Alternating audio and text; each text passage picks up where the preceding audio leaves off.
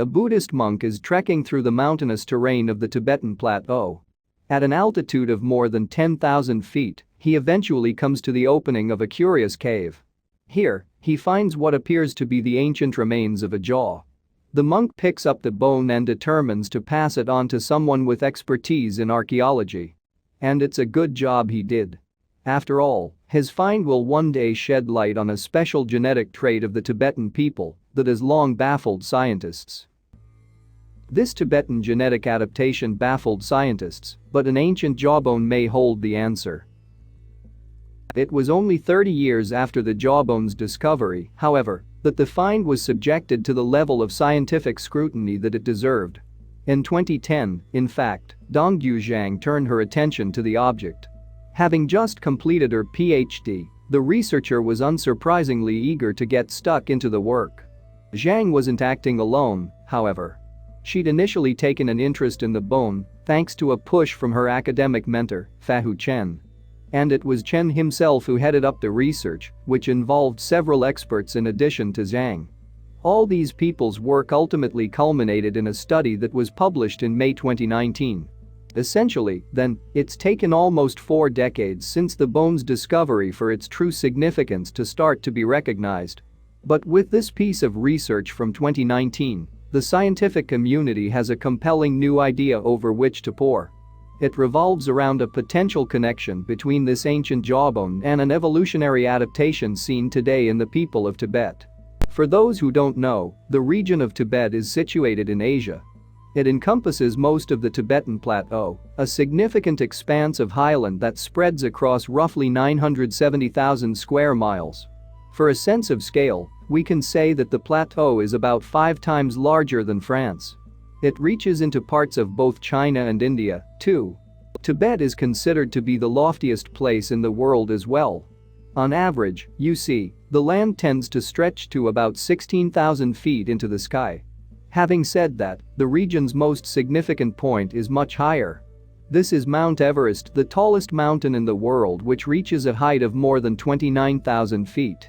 Over the years, of course, archaeologists have attempted to piece together the earlier stages of Tibet's history. Certain pieces of evidence have indicated that species of humans were present in the region roughly 500,000 years ago, for instance.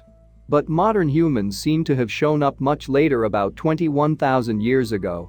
Nowadays, though, the number of Tibetan people isn't known precisely. The population is no longer focused specifically in Tibet, you see, with some being located in other parts of China. Tibetans also inhabit India, Bhutan and Nepal, as well as other, more faraway parts of Earth. Yet a figure of 6.5 million has been posited. The Tibetan people communicate in a variety of different tongues, too. Some of these languages can even be so distinct that they're essentially incomprehensible to one another. Yet in terms of religion, the majority of Tibetans are Buddhists, though a native religion known as Bon has also survived among some. Islam is practiced by a minority as well. Genetically speaking, though, Tibetans today share many of the same characteristics and traits as other peoples of East and Central Asia. Yet they're unique in that they can live at significant altitudes that other people cannot. This is a fascinating quality of the Tibetan people, and one upon which Fu Chen's 2019 study might shed light. As we've heard, the jawbone or mandible, as lower jaws are also known at the center of this study, was found at the Xiahe Karst cave. This is a sacred Buddhist site that attracts pilgrims and monks. It was here, in 1980, that an unnamed monk came across the ancient jaw. The relic is now referred to as the Xiahe mandible. It acquired this moniker as a reference to the county in which the jawbone was found. So the monk later brought the Xiahe mandible to a significant individual within the Buddhist faith. After that, the find eventually ended up at China's Lanzhou University, where it lay in relative obscurity for quite some time. In 2010, however, Dongyu Zhang, with encouragement from supervisor Fu Chen, took an interest in it. What's so special about the Xiahe mandible? Well, attached to the jawbone are a pair of big teeth quite unlike what you'd expect to see in modern humans. It also appears to be without a chin, a feature that is specific to our species. All of this was rather telling for researchers, then. Had the mandible once belonged to another species of humans? In search of an answer, scientists tried to retrieve DNA from the mandible. When this proved unsuccessful, however, the experts attempted to study the proteins which lay within it. They then noted that the jawbone exhibited characteristics suggestive of a recently classified species of human known as the Denisovan. In fact, the Denisovan species was only identified in 2008. That's because a finger was found in a Siberian cavern known as Denisova Cave. And over the next couple of years, the specimen was subjected to much testing. And while the digit exhibited similarities to the Neanderthal, it appeared to be different in other ways. The bone was therefore proclaimed to have belonged to a new species of human. According to a paleoanthropologist named Benz Viola, the Xiahe mandible is what one would expect from a Denisovan specimen as well. To me, it hits the expected morphology really well, the specialist from the University of Toronto told National Geographic magazine in 2019. It really looks like what one would have hoped for. So while the Denisova cave fossil was the first Denisovan bone to be officially classified as such, it was the Xiahe mandible that had been discovered first. After all, the jawbone was found 28 years before the finger. It just so happened that nobody realized the body part's significance for quite some time. When they eventually started working on the Xiahe mandible, though, the researchers from Lanzhou University sought to establish how old it was. To do so, they analyzed the rock within which the bone had been found. The experts concluded from this that the mandible dated back about 160,000 years, an age comparable to the Denisova cave discovery. If this date is correct, it implies that Denisovans were found in Tibet well before modern humans ever showed up. To be more precise, it seems that there was a period of about 120,000 years before our species joined the Denisovans there. And that's not all that the Xiahe mandible can tell us. Before the Xiahe mandible had been classified, the only other evidence of the Denisovans came from the Siberian Denisova cave. The Xiahe Karst cave is, however, over 1,400 miles away from Denisova cave. This tells us that Denisovans were living in other parts of Asia than had initially been comprehended by experts. The discovery also implies that Denisovans were capable of living at notably high altitudes. After all, the Xiahe Karst cave in which the Xiahe mandible was discovered is more than 10,700 feet above sea level. It's said that weather conditions in the time of the Denisovans could have become extremely cold, to perhaps around -22 degrees Fahrenheit at times. The fact that there's evidence indicating Denisovans' ability to survive in extreme conditions could have significant implications. You see, most modern humans are unable to live at great heights. That's because up high where there's less oxygen, the human body produces a higher quantity of a protein known as hemoglobin. Hemoglobin is useful in that it allows oxygen to be transported around the body more effectively. However, if our bodies are exposed to too much, the protein can interfere with the workings of the heart. This might cause the onset of altitude sickness or even bring on a heart attack, which could prove deadly. This is the case for most people on Earth.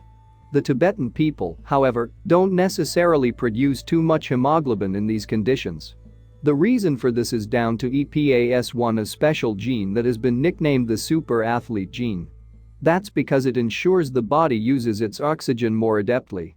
But how exactly is it that the Tibetan people have managed to come by this handy gene? Well, the answer, it seems, could be indicated by the Xiahe mandible. It all has to do with the fact that early species of humans were known to interbreed with one another. In doing so, they would have exchanged certain genetic traits. Modern humans are thought to have derived from Africa, for instance. However, about 200,000 years ago, they started migrating to other parts of the world. And at some point, they made it to the Middle East, where they came across and mated with Neanderthals. Yet others traveled to Asia and bred with Denisovans. The resulting offspring from these encounters would have been born with genetic traits taken from each of these species. And evidence of this can be seen in the Tibetan people today. The EPAS1 gene is, for instance, thought to trace back to the Denisovans.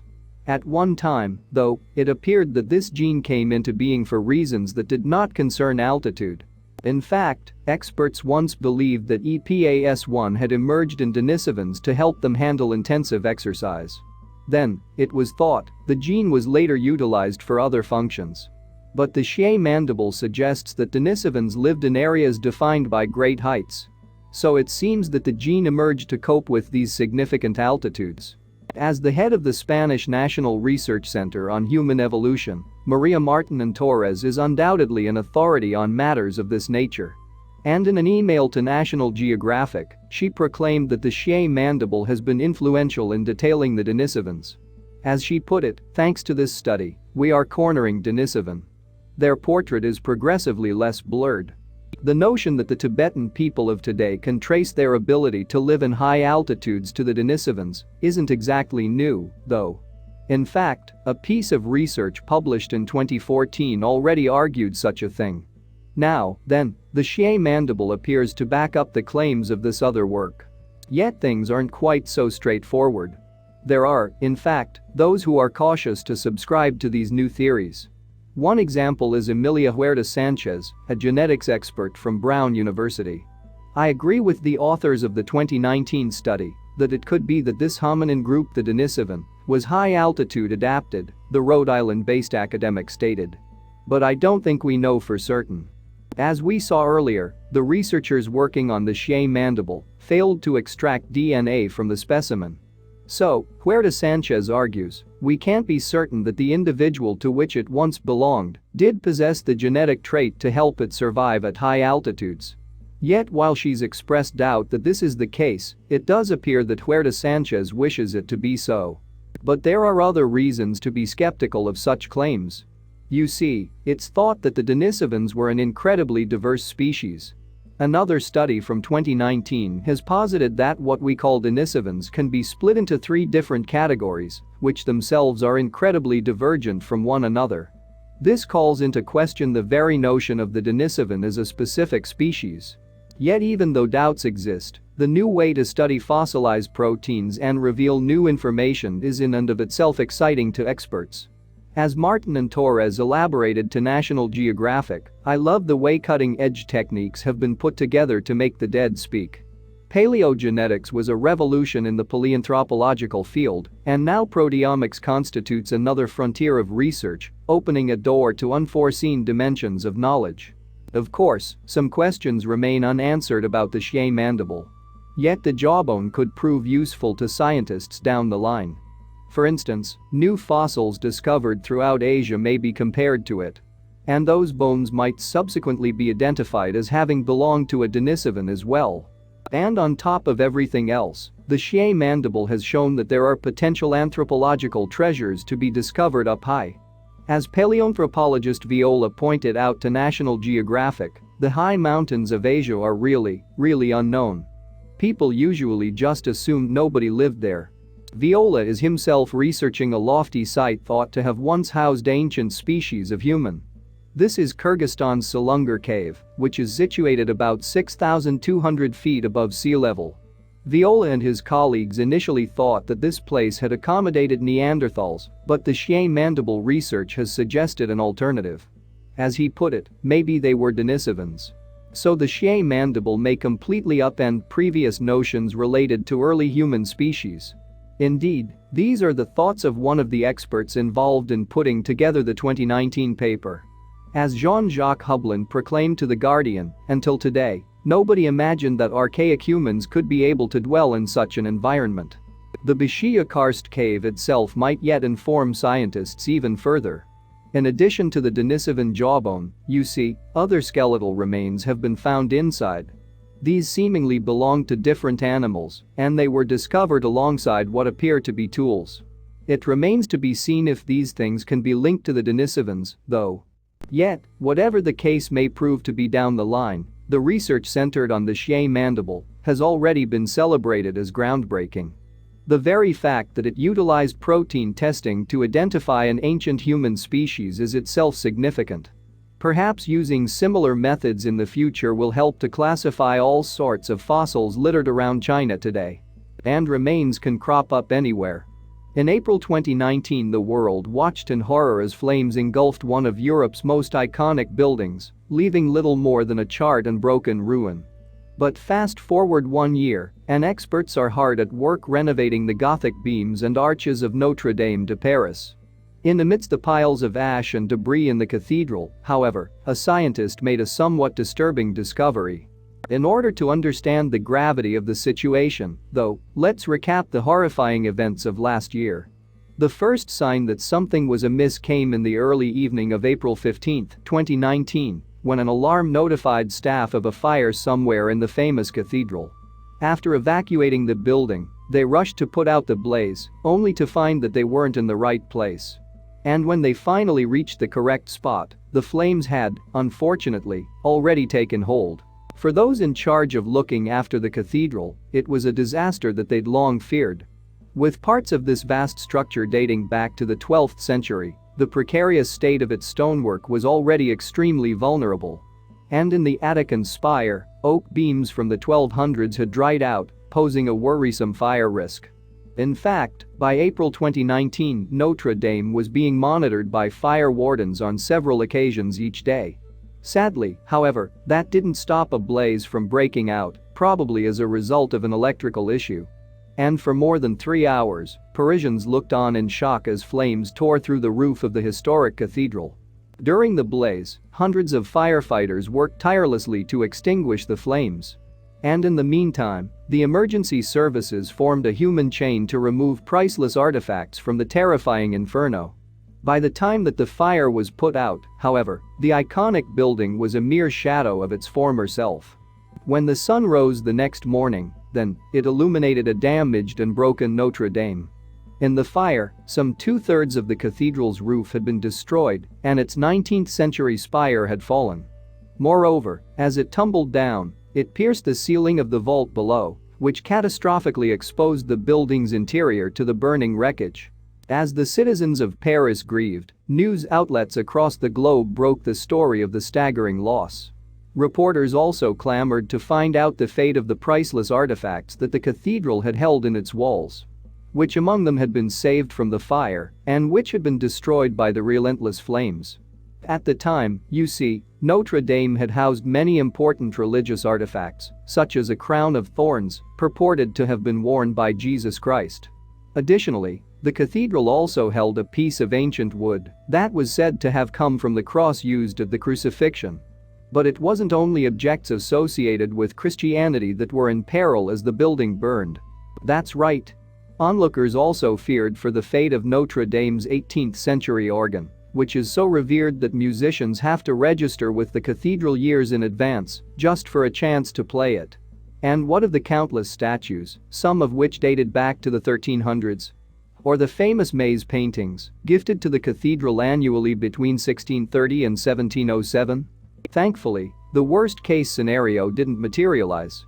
In fact, some of Notre Dame's most famous pieces of art weren't even in the building at the time that the fire broke out. Towards the end of 2018, repair work had commenced at the cathedral, and as a result, a number of items had been taken from the vault for safekeeping. Yes, many of Notre Dame's religious treasures were stored within the sacristy, a nearby building that wasn't damaged in the blaze. And as for the artifacts that were within the burning cathedral, many were saved by rescue workers. Not all of the masterpieces of this beloved landmark could be saved, however. We have avoided a complete disaster, the Observatory for Religious Heritage's Maxim Cumunal told Reuters in 2019. But some 5 to 10% of the artwork has probably been destroyed, and we have to face up to that. And as smoke-damaged paintings were removed from the cathedral's blackened ruins, the grave reality of the situation began to hit home. In the days and weeks following the fire, a number of companies and individuals came forwards with generous donations to help pay for the restoration of Notre Dame. The French businessman Bernard Arnault, for example, gave the equivalent of $200 million to the cause. However, experts believed that renovation work could cost several billion dollars. In the meantime, then, restoration experts began to pick their way through the shell of Notre Dame, clad in helmets to protect against falling debris. While the ruins still smoldered, French President Emmanuel Macron had promised the world that the icon church would be reconstructed. And now, it was the task of these experts to work out how. At first, these specialists were comforted by how many of the cathedral's relics had been spared. In a 2020 interview with Science magazine, Aline Magnian from the Historical Monuments Research Laboratory, or LRMH, explained. "What matters isn't the roof and vault so much as the sanctuary they protect," she said. "The heart of Notre Dame has been saved." Nevertheless, the restoration looks set to be a mammoth undertaking. For Magnian's team at LRMH, the first task has been to try to stop any additional destruction from taking place. Then, the 23-strong group hopes to use its research to instruct constructors on how best to rebuild the church. There have been many hurdles for the team to conquer along the way, however, and it looks as though there will be more to come. For example, one of the first problems that researchers encountered was reaching the cathedral's damaged stonework. Climbing onto the top of the vault, they reasoned, could cause the entire structure to collapse. But at the same time, observing it from underneath would put them at risk from tumbling detritus. So researchers have been unable to determine just how unstable the ruins of Notre Dame really are. Nonetheless, they've found that analyzing the color of the stonework has delivered some surprisingly useful results. According to the experts, you see, limestone blocks take on a different hue depending on the temperatures that they have been exposed to.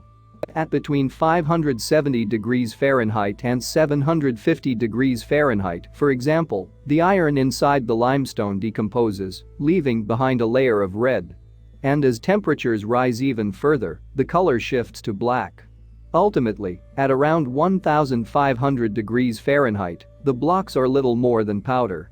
Armed with this knowledge, then, researchers have been able to determine the sturdiness of individual stones simply by evaluating their color. Another issue for researchers has been the amount of water that has made its way into the ruins of Notre Dame. During the blaze, it seems, firefighters were instructed to aim their water jets away from the fragile stained glass windows. However, they couldn't do the same for the stone vault, as the flames threatened to engulf it. As the firefighters turned their hoses on the limestone walls of the cathedral, the porous material absorbed the water, drastically increasing its weight in some instances. And almost a year later, researchers have noted that it still hasn't completely dried out. What's more, the water in the stones expands and contracts depending on the temperature, further wreaking havoc with the unstable structure. Today, work to protect the fragile shell of Notre Dame and to restore it to its former glory continues. Macron, UC, has promised that the cathedral will be ready for the public to enter as early as 2024. In the meantime, though, researchers have been enjoying a unique insight into the now blackened landmark that's defined Paris for hundreds of years. Philippe Dillman, a metal specialist working with LRMH, told Science magazine, "We're sorting these thousands of fragments, some from our world, some from another and more ancient world. And it's like we're communicating with the Middle Ages elsewhere." Experts have been seizing the opportunity to deduce the techniques of the 13th century stonemasons who built the cathedral. In fact, even the loss of Notre Dame's great attic hasn't been completely without a silver lining. According to experts, an analysis of the remaining beams suggests that they were grown to order in a dedicated forest. And given the age of the wood, this implies that the construction of the cathedral was intended for at least a century prior to building work commencing. But while it might seem that Notre Dame itself had a somewhat lucky escape, the citizens of Paris have perhaps not been quite so fortunate. Apparently, while the roof of the cathedral burned, great quantities of poisonous lead melted and were released into the atmosphere. Shockingly, though, it has yet to be traced. Even today, lead is present in roofs across the planet. However, it can also be toxic, with exposure to it sometimes resulting in a number of physical and neurological problems. As well as behavioral difficulties, for instance, it's believed that the substance can also lead to conditions such as infertility, seizures and even death. In the aftermath of the Notre Dame fire, many Parisians grew concerned that lead from the roof may have contaminated the areas surrounding the cathedral. At first, though, the science seemed reassuring. According to metallurgist Aurelia Azima, a section chief at LRMH, the blaze didn't reach the temperatures necessary for reducing the material to gas. Moreover, much of the melted lead from the roof clearly remained in the cathedral, where it solidified to form stalactites. And as officials declined to issue public warnings about the issue, many residents might have assumed that they were safe. However, a far more sinister story was playing out behind the scenes. Some witnesses, you see, had spotted a yellow haze forming over Notre Dame as the fire raged below. And according to some of the experts, the inferno did, in fact, exceed the temperatures at which lead combines with oxygen, essentially creating an aerosol effect. So, it seems clear that a portion of the toxic material did find its way into the atmosphere around Paris. But where did it go? Worryingly, authorities didn't test the neighborhoods close to the cathedral for several weeks. And when they did, they discovered that a number of local schools contained significant levels of lead. Some recreational areas returned readings of more than 60 times the recommended limit, too. Because of lead's toxic nature, French law states that only trace amounts of the substance are allowed on buildings. There have been rumors, however, that officials have attempted to cover up the dangerous levels released by the Notre Dame fire. Indeed, a 2019 report by the New York Times claims that the risk was known within a couple of days of the disaster, but authorities failed to act. In September 2019, representatives from Robin Hood, an environmental organization based in France, announced some worrying news.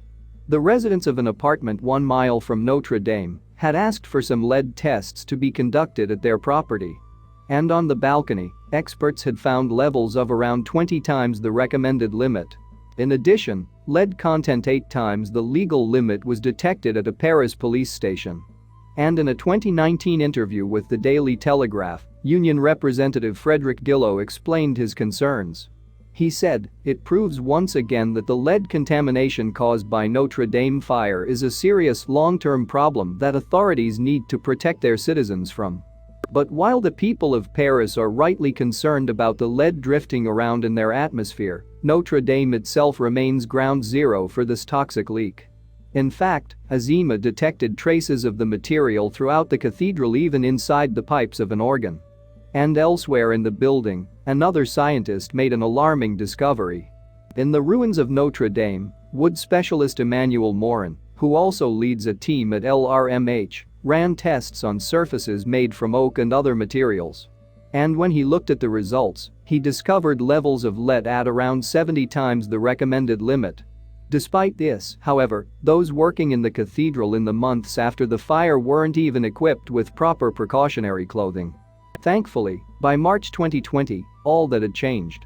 Researchers working at Notre Dame were now obliged to submit to rigorous decontamination procedures. According to reports, they're limited to 2.5 hours inside the ruins, after which they must throw away their disposable garments. The scientists are then required to take a thorough shower, a task that they sometimes complete up to 5 times a day. Although researchers must follow these strict guidelines, there are some who believe that Notre Dame might have been releasing toxic lead into the environment for years. Even before the fire, for example, it's thought that rainwater may have washed the material from the roof into the nearby River Seine. And as a result, it could have already been contaminating the region for hundreds of years. What's more, there are other factors that could be affecting lead levels across Paris, including the use of gasoline and toxic paints. So, exactly how much of it can be traced back to the fire at Notre Dame? In an attempt to solve the mystery, then, scientist Sophie Arault plans to compare samples taken at the cathedral to those gathered elsewhere in Paris. This vital work has yet to take place, however. In the meantime, the team at LRMH have been busy trying to find ways of removing lead traces from the ruins of Notre Dame. So far, ideas have included using a special putty to extract the toxic material and deploying lasers to cleanse the porous stones. But according to geologist Veronique Verges-Bellman, who heads up the LRMH's stone department, the process will likely involve a series of different approaches. Still, as The Guardian reported back in April 2019, Macron promised that Notre Dame would be rebuilt more beautiful than before. And now, researchers at LRHM are echoing this sentiment. Speaking to Science magazine, Magnian claimed, "Notre Dame will come out of this experience enriched. And so will we." But if it can be proven that toxic lead is leaked from the cathedral into Paris's parks and schools, it seems likely that the fire will leave behind a far darker legacy. Thanks for watching, and don't forget to like and subscribe.